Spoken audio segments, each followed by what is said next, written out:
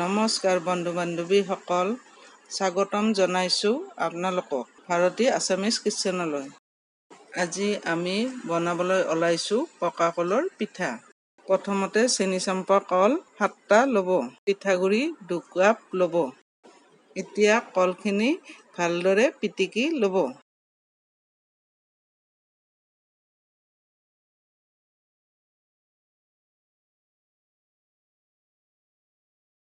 তাৰপিছত পিঠাগুড়িখিনি ঢালি দিব।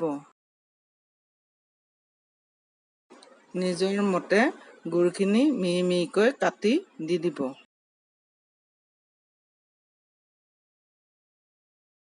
তাৰপিছত আধা চামুচ নিমখ দি দিব। এতিয়া ভালদৰে গোটেই বস্তুখিনি মিক্স কৰি ল'ব।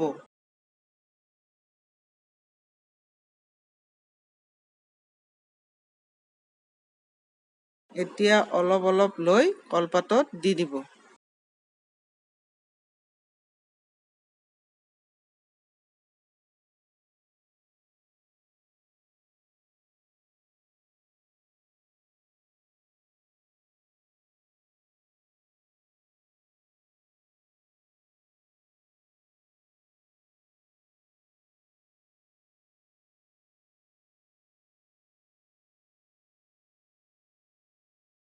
কলপাতত লোৱা হোৱাৰ পিছত গৰম টাৱাখনত দি দিব।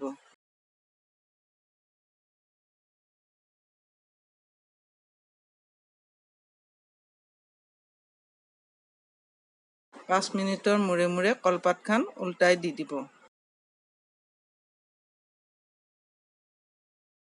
10 পৰা 15 মিনিট পিছত কলপিঠাখন তৈয়াৰ হৈ গৈছে। এতিয়া আমাৰ কলপিঠাখন তৈয়াৰ হৈ গ'ল।